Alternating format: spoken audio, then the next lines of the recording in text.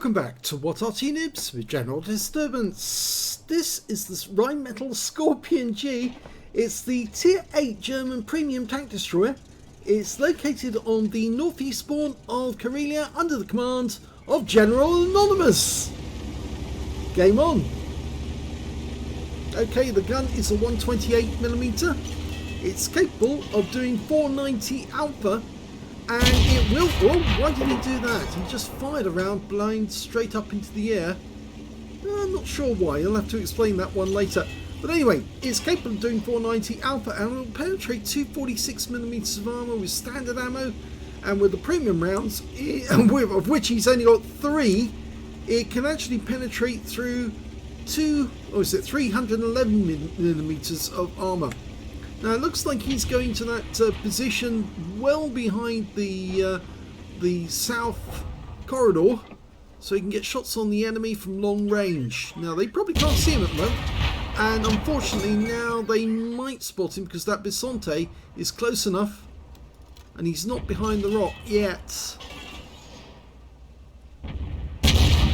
Oh, he did get a hit this time on a high roll, 499. Yeah, the problem with this position is that eventually the enemy does get close enough, they can actually see you. And so it does become a bit of a problem. Now that bounced off the roof, I think. Or at least it didn't pen. And he's having to back up to avoid that Bisonte seeing him. Luckily he is now behind that big rock there, the one in front. I don't think the Bisonte is going to pop up just here because he's just too close and everybody would fire at him. Our super Pershing went a little too deep and he's dead. Okay, General Anonymous backing up so he can get a clean shot at the enemy. There's the Bisonte and the T-26E4 on the enemy team. And this looks a good position. He's backed up enough so he can hit the super Pershing if he comes around that corner.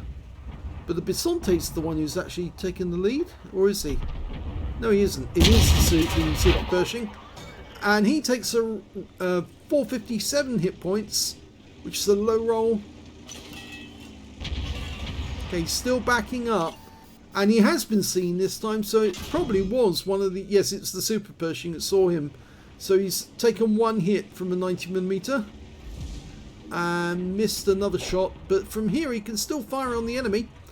He's been withdrawing bit by bit so he can keep his firing distance on them. And he gets another hit, this time a high roll for 546. The only problem normally with backing up like this as you go is that it gives the enemy Arty a shot, but there's no Arty in this game, which means obviously he's not likely to get hit by them. And he can still carry on shooting them. He's auto aimed onto the E75TS. Yes, another hit. Another low roll though, through 469. Just wait for that reload to go in. Standard reload 12.2 seconds. He's got 10.3. Okay, go for that. Oh, it's a Super Pershing. No, it's a Patriot, that one. Well, he got a hit on them anyway for 503, another high roll. Go for it. Didn't pen that one. Hit the tracks. Okay, he's still tracked. That one hit the tracks as well, so it's still tracked. Just needs to get it onto the body of the tank. He's going to fix his track shortly. Or has he just been retracked by someone? And he's been tracked again. It's not looking good for that Patriot because he actually is now, and he got damage assist there from tracking him. He's going to go for the Patriot again. Go for the kill shot. Yep, he got him this time. So he's got his first kill, but the enemy is now starting to move forward. Didn't get that one into the lever, it hit the tracks again. I'd say go for the Bisonte at the moment because you can just see the top of his turret. Ah, not penetrated, so deflected by the armour.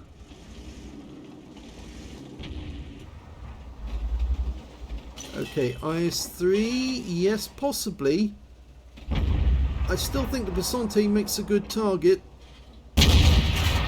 That one ricocheted off. The angle was wrong. The guy's turning now, so he's obviously changing position, and no, didn't get that one in either. This is getting really frustrating, but he is getting shots on target. Okay, the guy's tracked. Go for it. He's getting a blue and then a yellow. There you go. 412, low roll. In fact, actually, the Bisonte was he killed? Yes, no, he's still there. Just couldn't see him, that's why. Now, the IS-3. Yes, good hit. 523. He's not far off getting 20% of the enemy hit pool now. IS-3. Yes!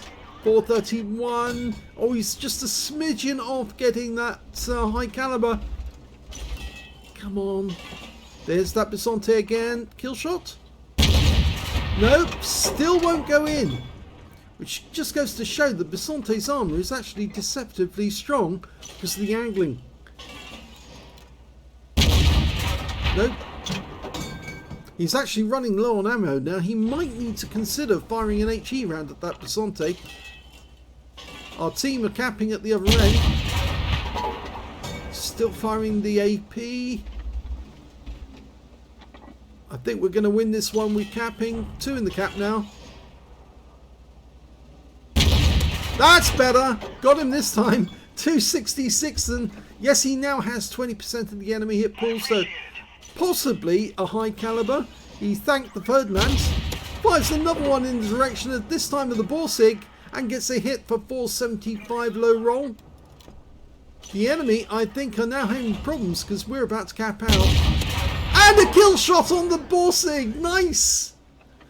He's got to keep up his fire rate in order to keep that high caliber, and he stanked the Ferdinand again. Ferdinand was giving him those clean shots, and I don't think any more tanks are going to come around that corner, so I think they've won the game. Well, the others are proceeding towards the enemy because they've stopped capping at the other end. Well, all but the Progetto have stopped capping. And I think the AMX 65 ton is moving in to see if he can get a shot in the IS-3s. The last one alive on the enemy team. Oh, just had to back up a bit because he suddenly appeared. And we're just seeing the top of his turret. It looks like he's trying to get a shot in this direction. So General Anonymous pulls back before he can try and hit us. The IS-3 just got hit. He's a one-shot. AMX 65 ton moving in, and there's the kill shot, and in fact actually it was the T-77 that got him in the end.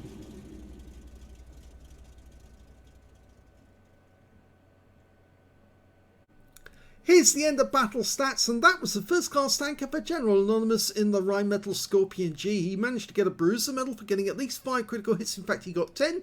He got a 5 for effect for doing more damage than the hit points of his own vehicle, and he got a high caliber, a battle hero medal for getting the most damage in that game overall, 20% of the enemy hit pool. Let's have a look at team score. Well, 5,161 is a very nice score for a Skorpion. And that's the highest damage in the game. The second highest is the Löwe with 3,255. The third highest damage was the Bisonte. Yes, he did 2,535 hit points of damage, and it took quite a lot of shots to get rid of that guy as well. When it came to kills, it was actually T-77 who did the best. He got 5 kills in that game. 3 kills went to the Skorpion General Anonymous, and also to the E75TS on our team, and to the Bisonte on the enemy team. And when it came to base XP, it was General Anonymous. He got that one with 1,231. 1,010 went to the Löwe, and they were the only 2 players who managed to get over 1,000 base XP. 938 went to the E75TS. He fired 27 rounds in that game. A lot of those were fired at the same tank, the Bisonte, who kept on surviving. You'll have to ask that guy how he did it, because most times when people aim at my Bisonte, it just carves straight through it. 19 direct hits on the enemy, 12 penetrations, damage of 5,161 hit points, all of it done at more than 300 meters. So you can see keeping his distance did actually pay off.